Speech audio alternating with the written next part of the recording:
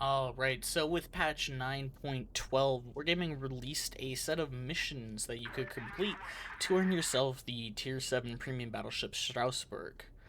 They also sold this ship for just straight up money and balloons if you went with that route instead, and I would assume that they're going to sell the ship in the future going forward. So, this is going to be my review on the boat itself to see if this is going to be a car worth getting, or if it's something you're going to want to go ahead and skip on. Now, before I get into it, if you guys are just looking for the 5-second review, this is a Dunkirk at Tier 7, and it is entirely skippable.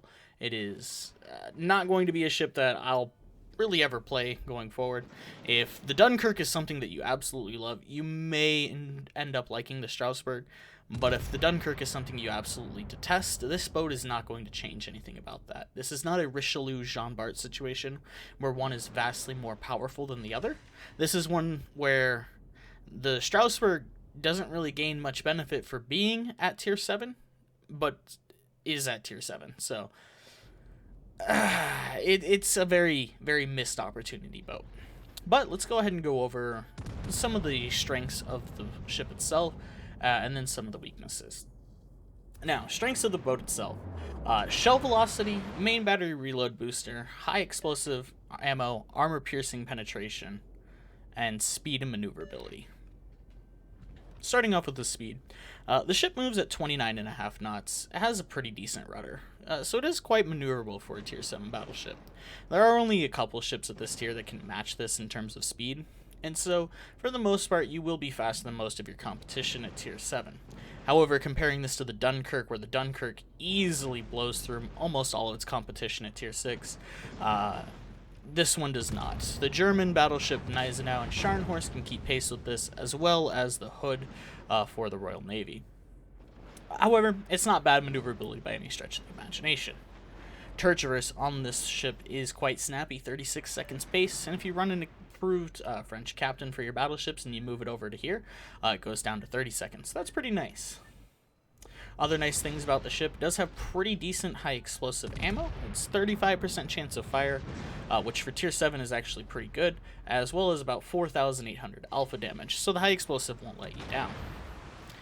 Other nice things about the ship is the armor-piercing ammo has very good penetration. That's mainly due to the shell velocity, but for a 330mm gun, you would expect this to be one of the bottom-of-the-pack kind of ships. Now, it's not anywhere near like Nagato or Colorado, but it does hold its own for the relatively small gun caliber.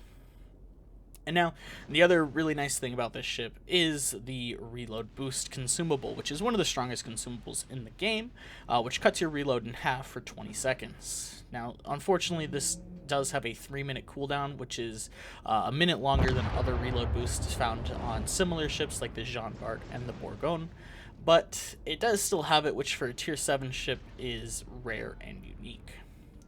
And now, cons about the Strasbourg. Well, as I mentioned earlier, it is a Dunkirk class battleship, and Wargaming essentially copy-pasted the ship. You have the same amount of health as the Dunkirk, 52,600, and you are coated in 26mm of armor all around the ship, following an all-or-nothing armor scheme, which means that you have no HE or AP overmatch resistance. Basically, whenever somebody shoots you, you take full damage, and there's really nothing that you can do to mitigate it except be far away or not get shot at in the first place. Other issues with the ship are the dispersion. Sorry, lost my train of thought there, but the dispersion on the guns. I don't know if you've seen some of these shots earlier, but the shells themselves tend to be very shotgunny in their dispersion, and it's probably one of the main reasons why I dislike this boat, and I'm not recommending it. I think the armor issue and the lack of health would be mitigated on this boat if the guns had been reliable themselves, but unfortunately the guns are so inconsistent and for the most part just kind of bad because of how their dispersion works that the ship itself generally is something that you would want to avoid playing. The armor also necessitates that you basically play like a cruiser a lot and try to take long-range pot shots with 8P or high explosive, and so you're going to be moving around in the back of your spawn quite often. This would be good because of the shell velocity, but unfortunately the dispersion generally will let you down in such a way that this doesn't really work out. Also, because of how bad the dispersion is, it also kind of hurts the reload booster. If I was putting out accurate volleys like the Jean Bart, or if I was putting out volleys that just filled the population with shells like the Bourgogne, I would be much more comfortable using this reload boost more often, especially with that 3-minute cooldown. But unfortunately with this boat, the reload boost doesn't really feel impactful because the salvos that you're sending out aren't impactful themselves. So when you're just throwing more trash at the wall, or shit at the wall, if we want to be profane, you're really not getting anything out of the deal. On top of that, the ship's AA defenses are that there's 3 people and they throw baguettes at the planes. That's all that they're capable of doing. Don't expect your AA to save you from planes. Rely more upon moving and using your maneuverability. And I think the perfect example of these guns right here is this situation that I'm in. I have a Riga and myself. We are both stuck bow in on this corner, and we have 2 Colorados coming around the corner. The Riga himself will be perfectly fine, but I am going to have to worry about those guys being able to overmatch me. Now, both of them are being very kind, walking around flat broadside onto us, basically giving me the best opportunity for salvos here. So, go ahead and shoot at the first Colorado, and I do literally 0 damage. All of my shells shatter. Okay. Second Colorado, even more broadside and much closer, 5 kilometers. Alright, perfect opportunity to use my reload boost. So, go ahead and take the reload boost, and yeah, 7,000 damage. Okay, well, that's not great, but I go ahead and, get another shot off in half the time, because, the reload boost is still going. And I shoot him, and he's broadside, and, okay, 11,000 damage, so we're getting somewhere. Looking back on these replays, it just kind of hurts, because I can't imagine just, being in any other ship and just getting so much more damage there. And if you notice, that Colorado just shot me there for about 10,000 damage just through sheer overmatch alone. So you can just see that the armor on the ship doesn't really help you at all. Okay, well, another shot on the broadside Colorado and 7k damage. Okay. Now, I'd like to point your attention to the damage in the top right. 37,600. Now, if you didn't notice before the fight, it was at 11,000. So, in 4 salvos on broadside Colorados at point-blank range, maybe not point-blank, but relatively close range, I pulled in 26,000 damage with 4 salvos. And that is the Strasbourg. And that is essentially the ship that you're going to be getting when you play this boat, is something that just doesn't do anything. And if these guns were able to effectively hit targets like that when they were broadside, I think this would be a great ship. I really do. Ships like the Thunderer that have no armor but have really good gunpowder, they make up for their lack of armor by just being so efficient with their guns that they're incredibly strong ships anyways. But this thing, it makes up for its lack of armor by not doing anything at all with its guns. So yeah, it just really feels like a letdown more than anything. And speaking of armor here, watch what the Iowa is going to do to me, because I assume he's going to take a shot at the Riga as the Riga comes around the corner, but he's actually saving his death salvo for me. Surprisingly, I guess he wanted to farm some damage off of the streamer guy. But I'm going to be basically presenting what amounts to a 30-degree angle to him. And, well, he's got 16-inch guns. He's in Iowa. He doesn't really care. So this is what I meant by you're forced to play this ship very far back away from people, because it does not have the durability to sustain hits. So I come around the corner. Now, he may have been able to hit the triangle cheek with French battleships. If you don't know, French battleships, their turtleback is very vulnerable through the front. But right there, that's shell citadels. So that's 20% of my health bar permanently gone on this ship. Basically through being overmatched, and it's just not a fun experience. Well, by the way, Tier 9 matchmaking with Tier 7 is something you experience quite often. And in fact, even just one up tier into Tier 8 matchmaking is very brutal for a Tier 7 battleship. Only ships like Sinop and maybe Florida can really cope with this type of matchmaking, but ships like the the Strasbourg, they really suffer because of it, because they lose the ability to overmatch basically all the cruisers that they're fighting, and they kind of get overmatched everywhere they get hit. And so it's one of those situations where you just take a ton of damage from all sources without really being able to dish it out. So, yeah. And here you can see, if you see the hole, it's right in front of the turret down low. You can see that's where you got the Citadel on me. Uh, so, yeah, not the best situation for this boat. Now, as far as the game that we have here, I didn't particularly select this replay because it was anything impressive with this ship. I have had better games with it. Unfortunately, because I am not the brightest person, I accidentally recorded all of my OBS footage in 244p, which, yeah, that looked terrible. So apologies if this video isn't really up to snuff with the game itself, but it does have a nice end. And I think it just shows off all of the best and worst aspects of this boat itself.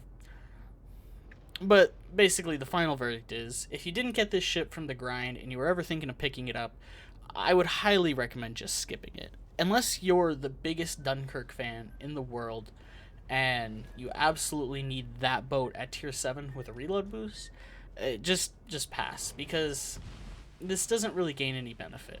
That's actually one thing I forgot to talk about. The benefits that this ship has over the Dunkirk itself. Because, as I was saying, they basically copy-pasted the ship. The only differences lie in the gun power itself. The guns have 1 second faster reload, 900 meters more range, and 0.1 better Sigma value. Those are the only differences between the two ships, other than the Consumable with the reload boost. Maneuverability, exactly the same. Health and armor, exactly the same. Concealment, exactly the same. Also, I didn't really talk about it earlier, but that concealment on this ship is a huge weakness. Max is out with a captain at 14.8 kilometers. Now, remember all the things I said earlier about how bad the armor is on this thing, and the fact that you have that bad of concealment? Every tier 8 and 9 battleship essentially outspots you and outdamages you. And you're in a very vulnerable ship. So, this thing is filled with quite a lot of issues for no real benefit that I can figure out.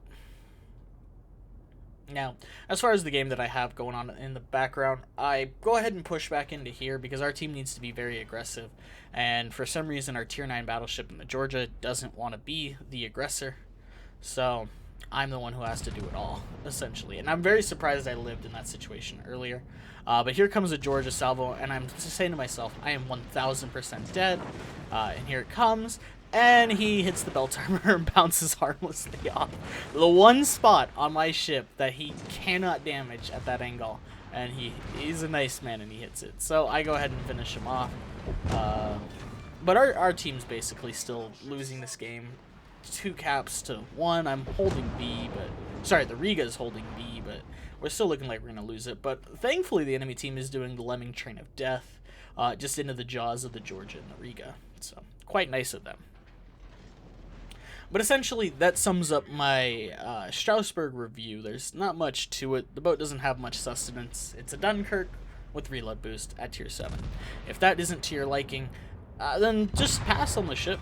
It's really nothing different than that. And if that is something that is to your liking, maybe consider it, but I would highly advise against it, just because it doesn't really gain any benefit for going up a higher tier.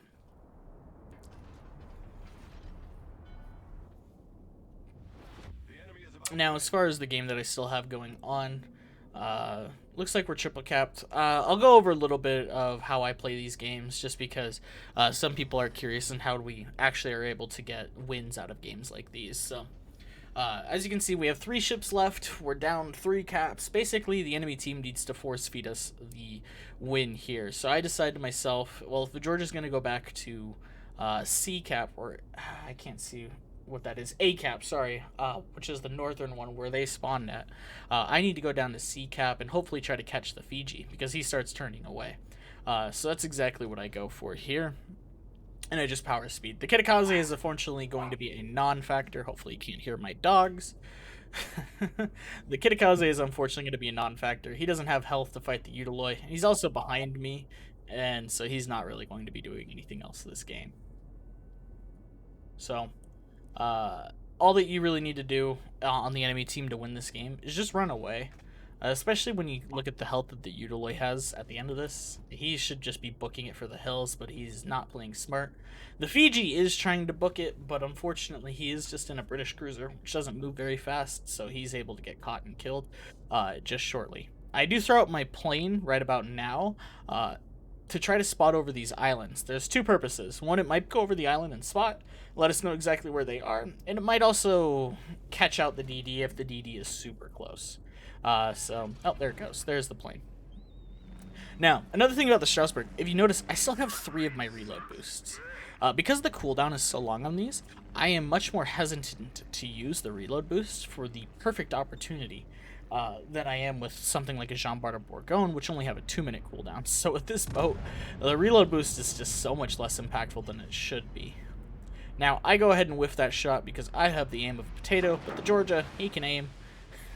Reload boost active, go ahead and kill him off. Udaloy, you actually saw, took a shot there and set me on fire, which you'll notice is going to be the big mistake that he makes, because as my plane flies over that island, he has his AA on.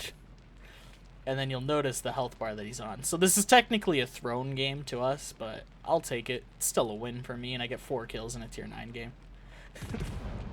But yeah, Strasbourg, no. Don't get this boat. Get a Florida. I'll make a Florida video and get that out in the next few days, because I recently got the Florida. In fact, I'm so excited to test the Florida on the new captain build. The Florida is fantastic and might be one of the best battleships at tier 7, even stronger than Sinop, and I'm not even remotely kidding. Here are the post-game results for this specific one, but yeah, that'll be all for the video, guys. I'll link the Twitch down where I do most of my content in the description. If you guys want to drop a sub or a follow over there, it is greatly appreciated. And then, like or dislike this video, depending on how you feel. I'm out, everybody. Have a great day.